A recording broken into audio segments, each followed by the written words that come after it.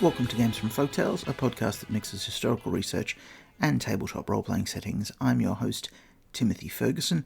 This week, a folk saint for Hermetic Magi. Notes from El Magico Prodigioso. Because of current world conditions, I dumped all of the prepped episodes of the podcast live into the feed a few weeks ago, so this is just a short one to fill the gap until I get some more material together.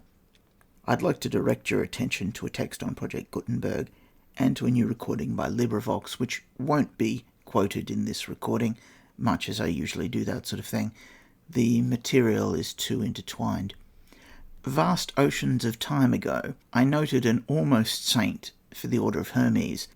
Cyprian was a student who sold his soul for infernal tutoring and spellcasting, and then he turned on his tutor and became a Christian martyr. In Hermetic Europe, I extended that a little and said that he became a saint, which would have just required a couple of intercessionary miracles.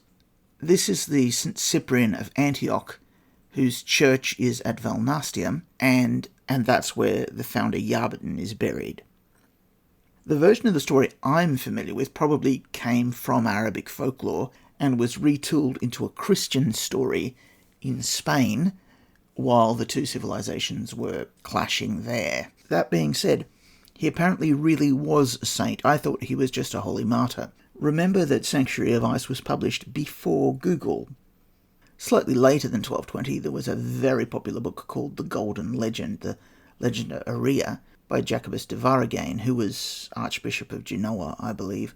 It lists Cyprian as a saint under the story of his beloved, Saint Justine, or Santa Justina. They were martyred in 290, and their saint's day is on the 26th of September.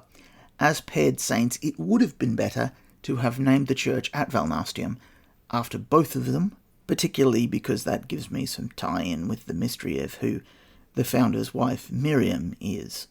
She's one of the attendees at the first tribunal. We know she did the catering. We don't know much else.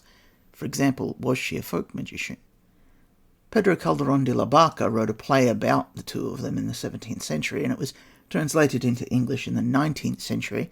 The ever-enterprising people over at LibriVox have done a full table read of it, freely downloadable and copyright clear. The demon in it has some excellent speeches, and you may hear my voice turn up because I played one of the minor parts. I'm terrible at writing up saints, but I clearly should put that problem aside and write these ones up, since they are particularly concerned with magi.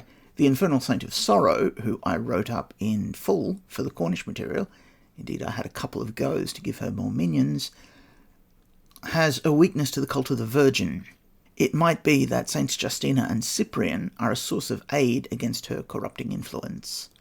Stats eventually, links to the original document at Project Gutenberg, and to the table recording at LibriVox through the blog that accompanies the podcast. Your saga may vary.